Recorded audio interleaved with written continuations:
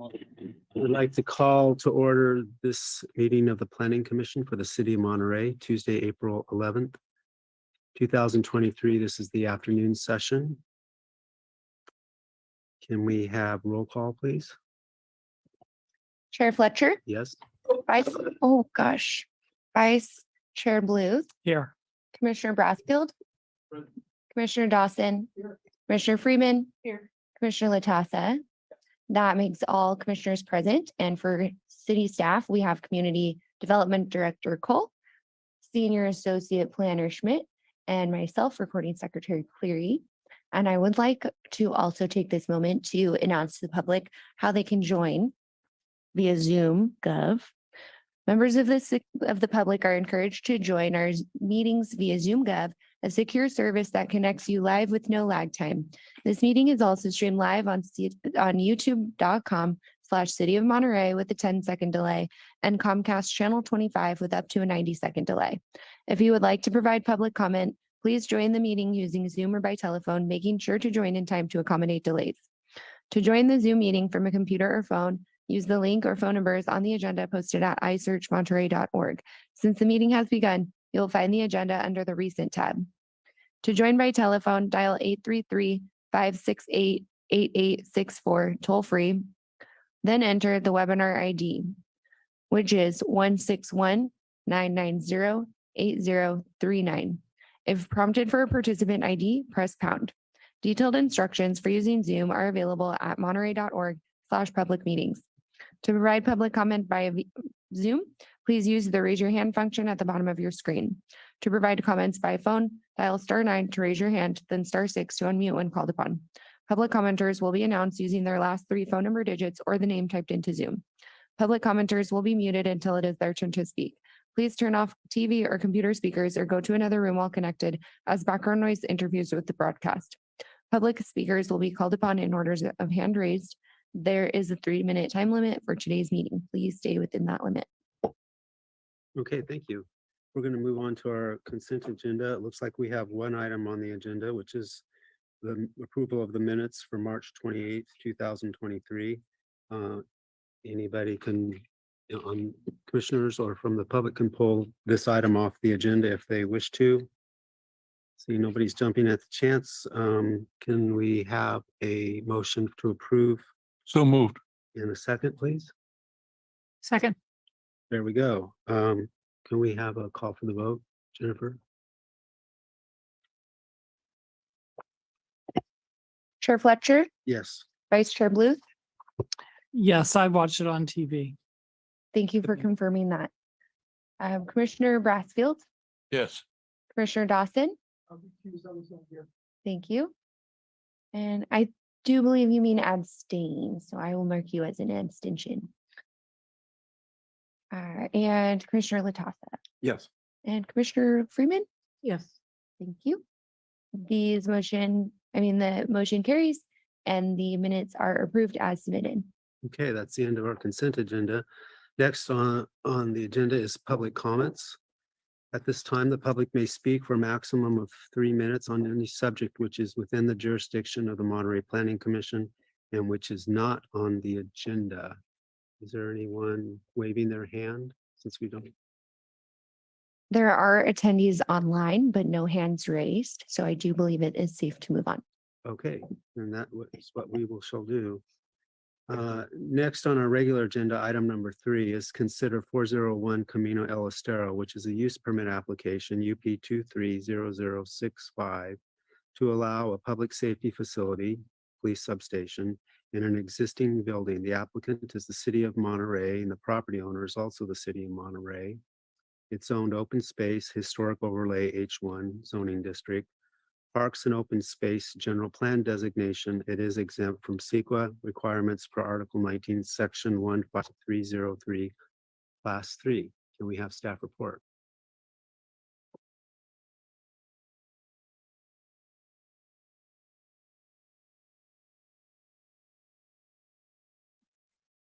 Wow.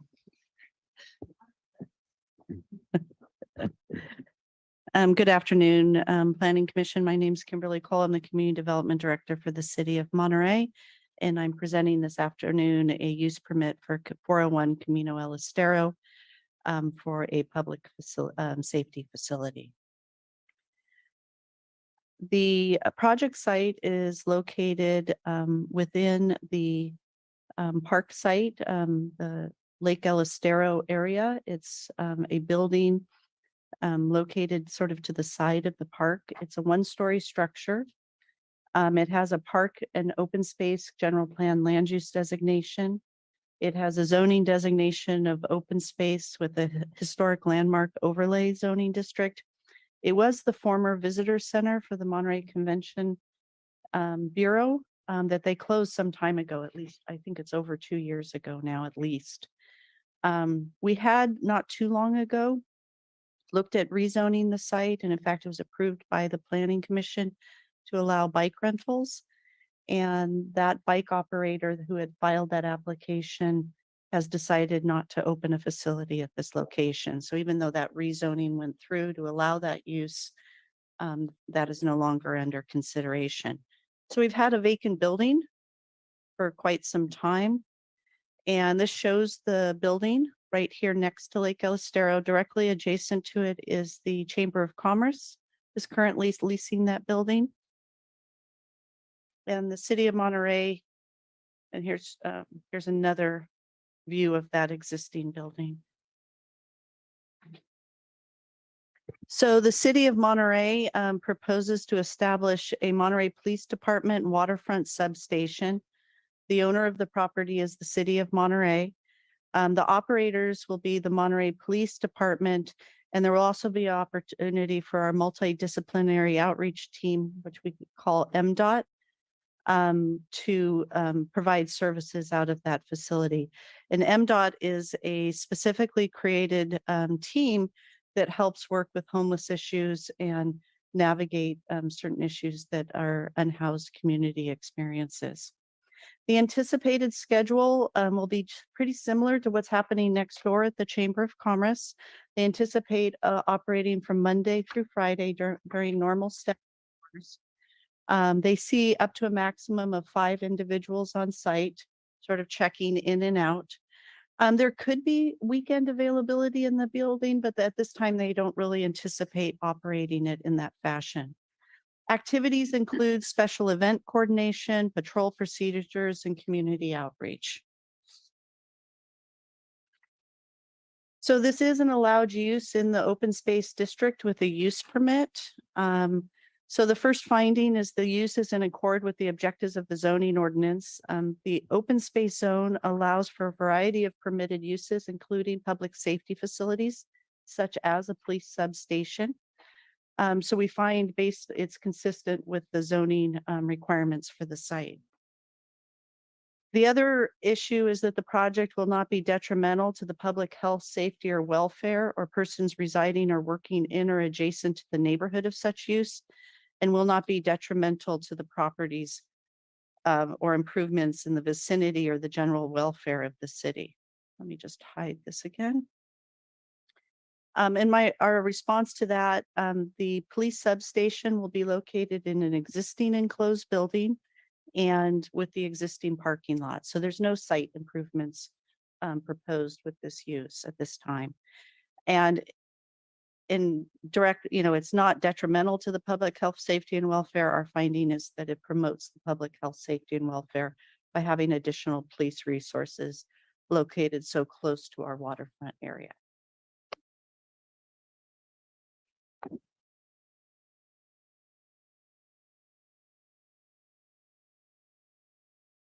And that the proposed use will comply with any condition as listed in the conditions of approval. And we have our standard conditions of approval.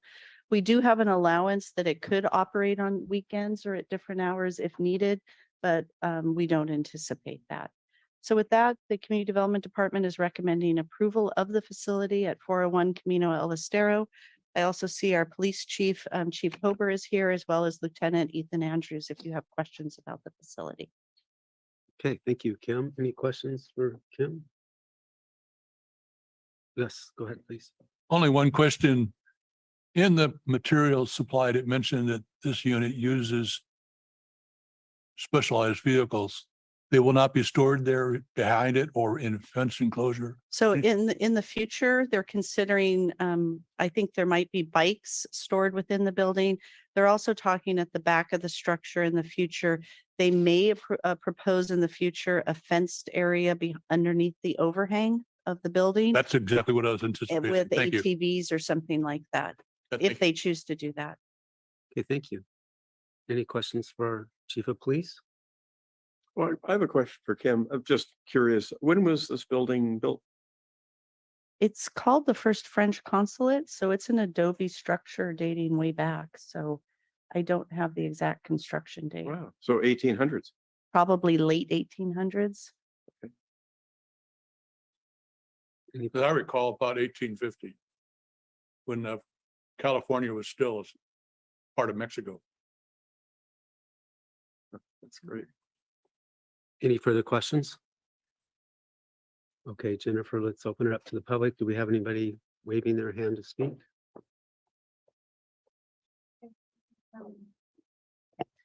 Does anyone from the police department want to speak at all before we let the public speak?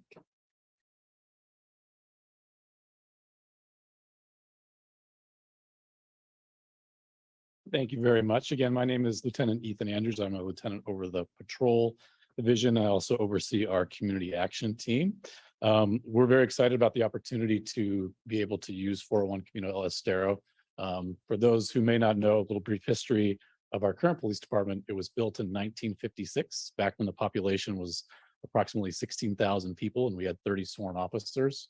It now houses 53 sworn officers, and we serve a population of approximately 30,000 people. We have 19 professional staff, and as law enforcement has changed, we have built up very strong relationships with outside service providers, such as Adult Protective Services, the YWCA, CHOMP, and Behavioral Health of Monterey County. And we, in building those relationships, we work so closely with them that we like to have office space for them with our officers for the networking, because often the issues that they're addressing are also overlapping with the issues that we're addressing. But with our current department setup, we have simply outgrown the space and we've had to become very creative with what we have, and we're very limited. So for example, we've turned offices into locker rooms because our locker room is too small. We have people sharing offices and it gets pretty tight and cramped. Also, law enforcement has evolved significantly. Since 1956, we carry much more equipment. We have much more gear, which means we have to store that gear. And we really believe that this location provides a great opportunity, not only for increasing workspace and storage for not only our staff, but also our community partners, but also is in a great location, given that it's so close to the Monterey waterfront, where we have so many calls for service. And it's generally very hard to access that by patrol vehicle, and we often need specialized vehicles to get down there. Having it closer by will just improve that response time.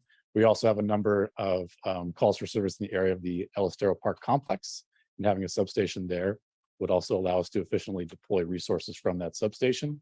It's in a great location in between what we consider Beat 2 and Beat 3 of Monterey, and Beat 3 being Camino Aguajito to the border of Seaside. And if an officer needed to come back to the police department from Beat 3, they would have to come all the way essentially here, and instead they may be able to go to 401 Camino El Estero, which means if another call came out in Beat 3, they would have a much faster and efficient response time to that call, because they wouldn't have to travel all the way from the police department.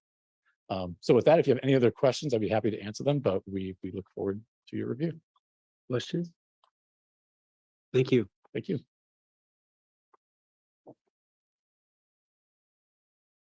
And now for public commenter, just a reminder for those at home to join the Zoom meeting from a computer or phone, use the link or phone numbers on the agenda posted at isearchmonterey.org. To join by telephone, dial 833-568-8864, toll free. Once again, that phone number is 833-568-8864. Then enter the webinar ID 161-990-8039. Once again, 161-990-8039 is the webinar ID.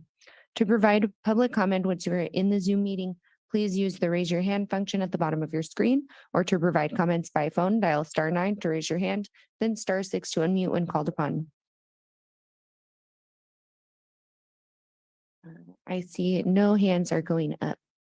And nobody in the council chamber would like to speak either. Okay, I think it's safe to bring it back to commissioners. Discussion? Well, it seems like a great use for this building. Certainly all the homeless situation and, summer crowds and traffic it's just a perfect kind of a use for the building, it seems like. I have some concerns about any buildings this close to sea level. I wouldn't doubt that in 20 years, this building has to be looked at in terms of seasonal flooding, but it's not flooding right now and it's a great use. So I'm in support of the application. I also am really glad that the people who own the bike rental and sales shop didn't use it. I think this is just super use, a win-win for everybody. Yeah, it's definitely a perfect spot for it. Yeah, especially since it's a historic building, this is a great use and it's gonna save the building. In no uncertain terms, it's gonna help the building. I've always encouraged agencies to put people out where the public can see them more readily. And this is a good use for that because it is in where a lot of our tourists come, but we can serve them as well as this special unit can effectively have a place maybe to do their job a little easier than downtown. And also, it is a good idea to have a place where your beat unit can go that is closer to the beat than rather than even that distance between El Estero and here. That response time is an advantage. Thank you. Well, I think we're all. Thank you, Chief. Great, thank you, Mike. Looks like we're all in agreement here. This is a great idea. Can I have a motion? Yes. Approval? Yes, Sandy. Move to approve 401 Camino El Estero, the use permit application UP 230065 to allow a public safety facility, police substation in an existing building, subject to conditions of approval stated on page 3 of the resolution. Talks about hours, signage, water use, and term. That's it. Second? We have a motion and a second. Can we vote, please? Jennifer? Chair Dawson? I mean, sorry, Huh. wow, I don't know where that came from. You go. Chair Fletcher, Yes. Vice Chair Bluth, Yes. Commissioner Brassfield, Yes. Commissioner Dawson, Yes. Commissioner Freeman, Yes. Commissioner Latassa. Yes. Sorry about that. Thank you. This motion carries and this is approved as submitted and it is appealable to the city council within the next 10 days. Okay, thank you. On to item number 4. It is to consider 900 Munris Avenue concept review of architectural review permit ARP 230030 for preliminary and final architectural review of ADA improvements, including a reduction of 16 parking spaces to 15 spaces to create an ADA compliant parking space, new fencing and lighting. The applicant is Juan Carlos. The owner is Lisa Villafranca. It is zone VAF D2 and it is in the commercial general plan designation. This is exempt from CEQA per Article 9, Section 15301, Class 1, and Section 15303, Class 3. Chris. Yes. Thank you, Chair. My name is Chris Schmidt. I'm a senior associate planner for the city of Monterey, and I've been working with the owner and applicant team on this project. So to start with the recommendation, staff recommends the Planning Commission adopt a resolution approving the concept review of the architectural review permit. And so you may be asking yourself, why is the Planning Commission reviewing an architectural review permit today? And so I just have a little bit of background information. This is a kind of a unique situation where we have both the VAF, which is our Visitor Accommodation Facilities District, as well as a D2 Development Control Overlay District. And both of these districts have additional requirements for construction. Here I've detailed the VAF zone requires that structural remodeling requires review by the Planning Commission, non-structural repair alterations, maintenance and expansion requires ARC review. This is required by the city's charter. This section of the charter was adopted by the city in the 80s when voters approved these requirements. The D2 overlay similarly requires Planning Commission review as well as ARC review for new construction, exterior alterations, and additions. And then there's the caveat that the Planning Commission may impose additional requirements in the form of conditions of approval that can be more restrictive than the base requirements in an effort to promote harmonious relationship with existing and planned uses and nearby sensitive environmental resources. So, for example, and I'm not saying this is suggested for this project, but the Planning Commission could require greater setbacks for uses, for a new development.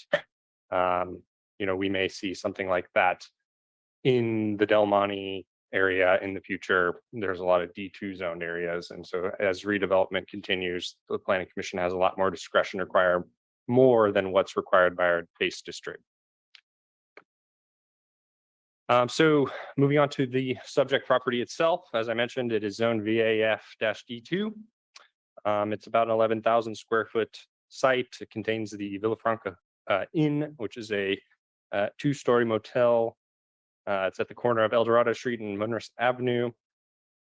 And as I mentioned, and the chair mentioned, this project involves ADA improvements, new fencing, and new lighting. So I'll just quickly go through the project. It's a pretty basic scope. They want to provide new ADA ramps to provide access to the lobby, which you can see on the right-hand side here. And then the left, these are the grade ramps here and here. And then this ramp on the left would provide access to 3 different rooms on the first floor, of course. They would also remove 2 parking spaces to make way for 1 new compliant accessible space.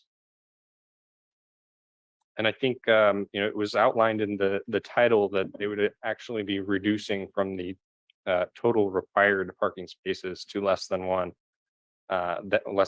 that's required. And the staff here kind of contemplated this and understanding that we do allow these types of things to move forward for things like reasonable accommodation. We're willing to allow this reduction to be able to provide access at this business. And so here's the first floor plan. You can see those ramps that I previously pointed out. And then you can see the railing that would go up to the rooms from the parking space, and then the other railing to the hotel lobby. And then this elevation shows the new fencing, which is directly adjacent to Monterey Avenue, just for a portion of the fronting part of the building. And so the builder prepared these photos to show where the fencing would be, as well as the lighting. The fencing would be 4-foot tall wood fencing, and I think I have I don't have an exact sample, but it's this type of design here. There are exact samples in your packet if you'd like me to bring those up.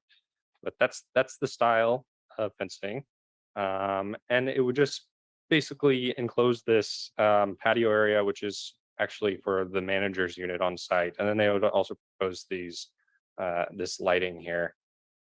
Staff has included a condition for the lighting that it use string lighting bulbs that have entirely shielded, kind of each individual bulb is shielded from the roadway and the sky. And so I have a sample of what they might be able to choose on a following slide. So the planning commission can comment on the architectural review findings for approval, and there are 4 findings. The first is that the proposed citing form, mass, and architectural style are appropriate. Staff made this finding. The ADA improvements are cited adjacent to units that are proposed to be accessible. The hotel itself is generally unchanged. The new fencing and lighting would be adjacent to the manager's unit and lobby and would provide a little bit of buffer from the busy roadway there. Second finding is that views, privacy, and living environment are not unreasonably impaired. Staff observed no unreasonable viewer privacy impairments. It's really a minimal height increase due to the new fencing. And then there is a new lighting condition that staff is recommending here. Thank you, Chris. Any questions? I have a couple more findings. Oh, I'm sorry. That's okay. 2 more. More findings than you're used to. That's okay. The third finding is that the project is consistent with city plans and design guidelines. Generally there are no specific design guidelines for hotels, but there are zoning code requirements. They're not really affected by any of those with this proposal. The general plan designation is commercial. The improvements are commercial in nature. And then the general plan, I did want to reference the urban design policy F9, which discourages new ambient light and maintain the night skies. So this is why I've added this condition. And then the fourth is that the exterior finish, colors, materials, and all fencing, lighting, etc., and all other exterior materials or features are appropriate. Staff found that these were compatible as conditioned. And because of the D2, maybe it's the VAF, one of the districts requires that we follow the use permit procedures. I've also included these findings as well. You are a little bit more familiar with these, but staff was able to make the finding the improvements would support the continued use of the site as a motel. The second finding has to do with the potential detriment that the use might cause to the surrounding area, the public health, safety, or welfare of the persons who are residing or working in or adjacent to the neighborhood. Basically, staff made this finding with the lighting condition. And then lastly, that they will have to comply with conditions required for the use. And this was just a sample, not saying it has to be this exact model, but something similar to this. And the project does require a review by the ARC. So they will also be able to comment on these things as well. So with that, staff's recommending approval. I'm available for questions. Questions? Yes. I haven't walked by recently, but there used to be an open sidewalk along El Dorado. And it wouldn't be real good for wheelchairs because it's a mud hole at certain times. So has that been repaired, or is that still a mud hole? I'm not sure. You're saying on the north side? Along El Dorado, right there. I don't know. Okay, would you kindly check? Yep. Because this would be a perfect time to fix that.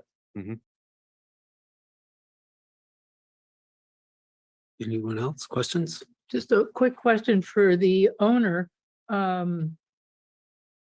Most of the property is surrounded by a cream-colored picket fence.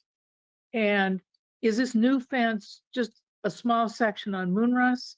Or is the cream-colored picket fence going to be replaced with the same style as the new fence? I would ask the owner if they could comment on that. I thought that the other fencing had come down, but I could be wrong. I just drove by on the way Okay. here. Yeah.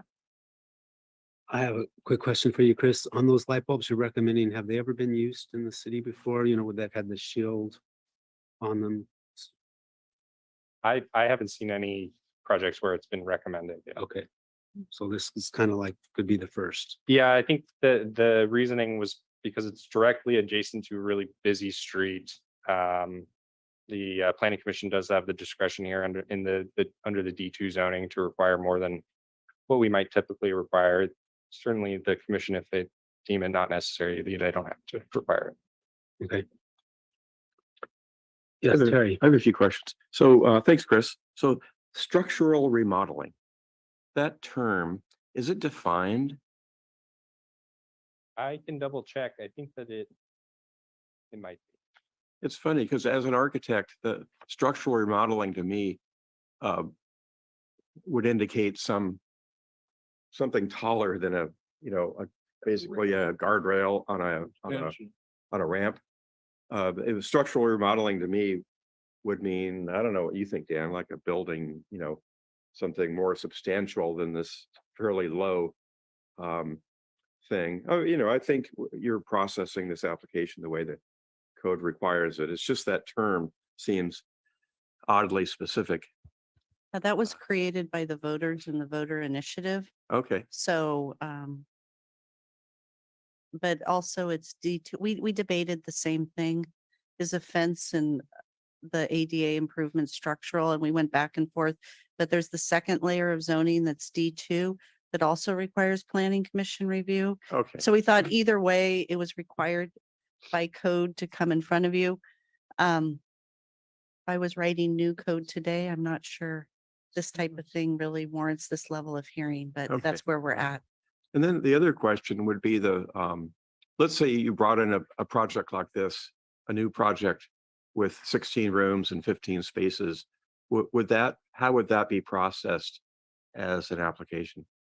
Would that be complying, or would that be short space? That would be short of space. Where we're struggling with this, the option in front of us based on the existing parking is either they comply with our parking requirement or they don't have an ADA space. I Right. mean, so we did sit down with our city attorney and sort of discussed that quandary. There's other sections of our code that allow a reasonable accommodation, like you can waive zoning standards. They usually particularly relate to residential construction. Right. We were having a really hard time, or where I was having a difficult time, is telling a project they couldn't comply with ADA regulations for the parking space and the path of travel. So that's how we ended up in front of you with that issue.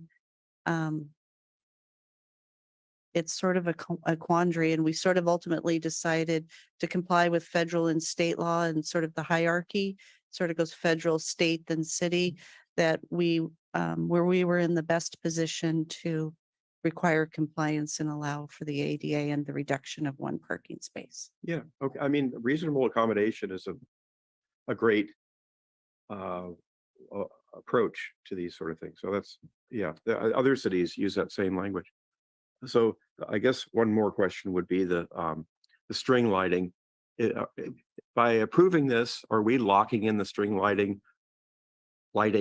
or could the ARC get rid of it? Do they have the ability to change that? If you want, you can word your condition that the ARC shall make the decision on the lighting and let them make the final decision if you'd like. I mean, rarely does the planning commission get involved in lighting, and it's only because of the D2 overlay. Yep. Okay. Great. Okay. Thanks. Any other questions? Yes. Chris, how many total rooms are there here? Yeah, that's a good question. I actually should make a correction. Were thought to be 16. There are 15 rooms. And actually the parking lot only has 15 spaces. So it's not actually a reduction from 16 to 15. It's 15 to 14. Oh. They were numbered incorrectly. So we're gonna have more rooms than parking places? One Yeah. more. Parking is always an issue. One of them's ADA, which is good. Yeah. Yeah, but one is gonna be ADA. I appreciate that. But like I said, parking is always an issue. Yeah. Thank you. Yeah, I just will maybe to kind of add some just to this discussion. I did talk to one of the owners today, and they said, they're actually going to probably come back with a separate application for some other improvements in the future. And they're really trying to think how they might be able to figure out the parking issue. And, they had showed me a couple of options that they were considering, and none of them were simple. I think that they really want to have as much parking as they can have. And so they may come back with an amendment that somehow they've reworked it, or somehow they can negotiate with our traffic engineering staff to allow some smaller size spaces. But today, this is really what they want to move forward, is get Or some of this work Just put started. an asterisk and say, parking for bicycles. That's a good idea too. Anything else for Chris? Jennifer, is the owner here online to make a statement, or anybody waving their hand at us? Lisa and Anthony. There are two hands raised. Great. Let me look at the title. So so the applicant and the property owner are both raising their hand. Who do you think I should allow to speak first? Applicant? Okay. That would be Juan Carlos. You should be able to unmute yourself. Hi, so I'm Juan Carlos. I'm the applicant and I'm the builder here. And I just wanted to comment on the picket fence. So for now, we're just doing that portion right next to the office. But the owner, they want to do the same style all the way around, including that picket fence that this is still there. We haven't removed that one. But the goal is to have one style of fence all the way around the property. Thank you. Anything else, Juan Carlos? No, I think that's about it. I just wanted to clarify that the goal is to have everything one style in the whole property. But for now, it's only that section. Okay, thank you for clarifying. All right. Thank you. Thank you. And I will allow the property owners to unmute, Lisa and Anthony. Hi, can you hear us? Yes. Okay, great. My name's Lisa Villafranca and I'm here with my brother, Anthony Villafranca. So I'll let Anthony speak. Hi, wanted to say hello and thank you to the council for hearing our agenda item. Okay, the first question on the patio area, that fence would be like it is in the example that they showed. And the reason for that is a little more privacy. That would be an area that the guests could go and sit and have coffee and be a little bit, that fence would help deter noise from the highway so they can relax and so forth. So we wanted to try to create an area where our customers could go and relax and have an area. The other fencing around the property, the picket fencing would stay the same. It's a little lower, so it shows the building well from the street. And, you can see the signage. And I think it's conducive for the cars coming into the parking lot and out, so they have good visibility of the street. So that is our goal and what we're trying to achieve. And then with the ADA, we're trying to make the hotel compliant for wheelchair access and so forth. One item that was mentioned that we were trying to look into future parking, we have off on the El Dorado side, there is a patio area. Like a deck there. And in the future, we wanted to try to see if we might be able to put a couple parking spots there on the El Dorado side, since there are driveways on the El Dorado side from the housing and the building across the street. So we might have to get a variance or something to do that. And also with those parking spaces, we'd like to put in possibly a couple of battery charging, since a lot of cars are going that are battery now. So there'd be some convenience for our guests to be able to charge their cars. But again, that's future down the road. I hope I have answered some of your questions. Yes, any other questions? Question, I guess for everybody. The building's on a corner, a busy corner, and the cream colored picket fence is 4 feet tall. And the new fence, is it 6 feet tall or is it 4 feet tall? The fence for the patio is 4 feet tall. And I believe the picket, I'm trying to remember if the picket fence, I thought it was a little lower than 4 feet tall. I thought I think it was 3.5, but I'd have to measure it. I think it's about, I can't remember. It is lower than the patio fence, which is 4 feet tall. Well, my point is that if the Monroe side is not the front, wouldn't you rather have a 6 foot fence? The Munris side Oh, no, is the front of the building but I don't think and- we're allowed to have over 4 and feet. 6 foot. The code. Yeah, Okay. and then 6 foot all the way around that building. You wouldn't even see the building from the street. So we don't want to take away Okay. from seeing the property, seeing our sign. The idea of the new patio and to have the fence along just that section, a little more privacy, was to create an outdoor space for our guests where Mhm. they could relax, like my brother said, have a cup of coffee, and have a little bit of privacy from people walking by and noise from the cars from the street. That was the whole idea with that. Thank you. You're welcome. Thank you.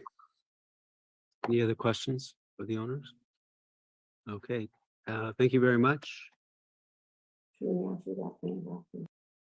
Anybody else raising their hand on this one? There are no hands raised.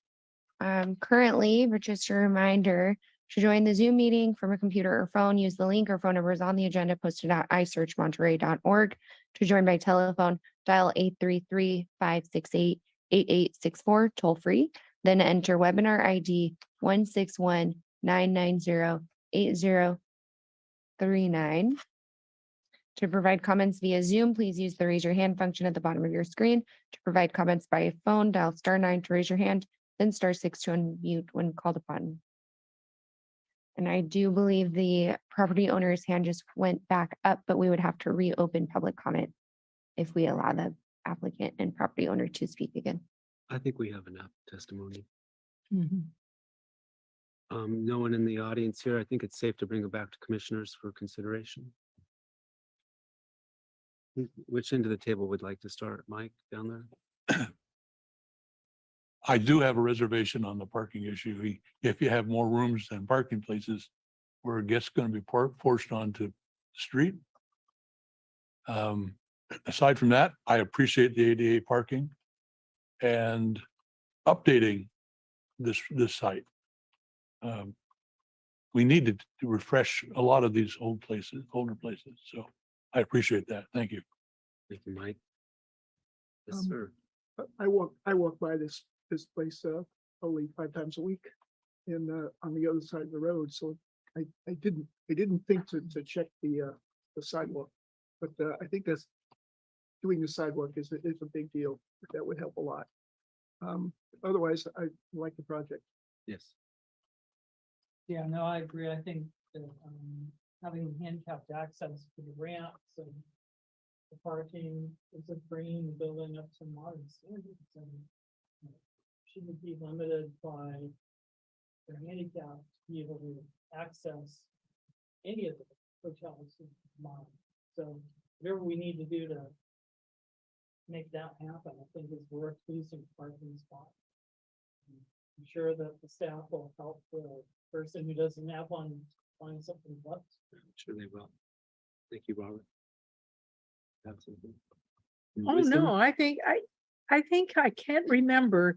People from Villafranca came to the ARC, I want to say 5 years ago, with yet another wonderful improvement. These people are really working to keep their property up, and this sounds like a great project.